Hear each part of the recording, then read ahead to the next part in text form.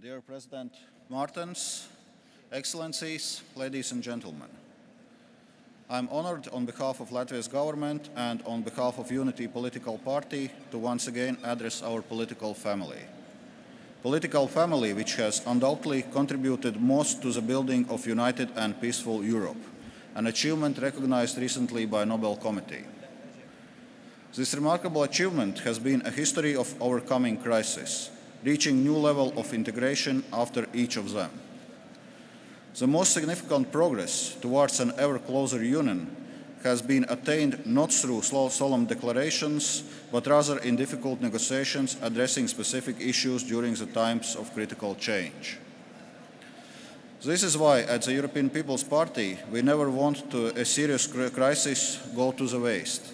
A crisis is not only a challenge to address, but also an opportunity to pursue reforms which during normal times can only be implemented at much slower pace. Today, the key challenge for Europe is to regain its global competitiveness and to return to sustainable growth. We have made significant progress in ensuring fiscal responsibility of utmost importance to proceed with structural reforms, both at the national and European level. From the perspective of a country which has done painful reforms to adjust to the new realities of global economy and to regain competitiveness, I'd like to stress the importance of smart solidarity in Europe. Smart solidarity does not mean unconditionally throwing money at bad balance sheets of governments or banks, thus creating moral hazards. It is a solidarity that helps to sustain the reform efforts of national governments, particularly in sensitive areas such as labor, social and education policies. It is a solidarity that creates better conditions for entrepreneurship and innovation. This spirit of solidarity has helped us to successfully pursue a policy which my friend Jyrki Katainen and myself have called growthsterity, achieving sustainable growth through strong budgetary discipline combined with structural reforms to strengthen competitiveness.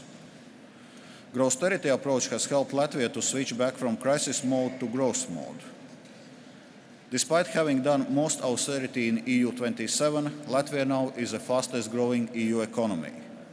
This is a policy that worked in Latvia, and hopefully some of Latvia's lessons can also be useful for other member states.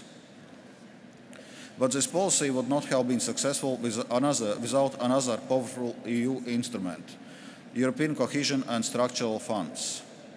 I am strongly convinced that also in the future, more Europe will hardly be possible with less European budget. The crisis has made it obvious that the monetary union without a real political union will have difficulties. However, opinions diverge on what such political union should entail. I believe in a step-by-step approach, starting with the most pressing issues identified by the group of 4 presidents. But it is also important that deeper integration of the Eurozone would not compromise the integrity of the single market. Just pooling sovereignty at European level will do little to promote growth without structural reforms at the national level. There are many interpretations of more Europe. For some it means a real European government and pooling sovereignty. For others, it means pooling sovereign risk.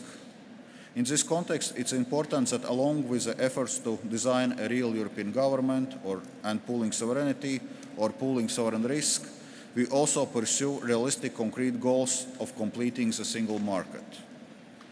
If potential economic gains from the implementation of the Services Directive range between 0.8 and 2.6% of EU GDP, if the EU could gain as much as 4% of GDP by stimulating the fast development of the digital single market, it would be hardly responsible for us not to tap this potential of the single market.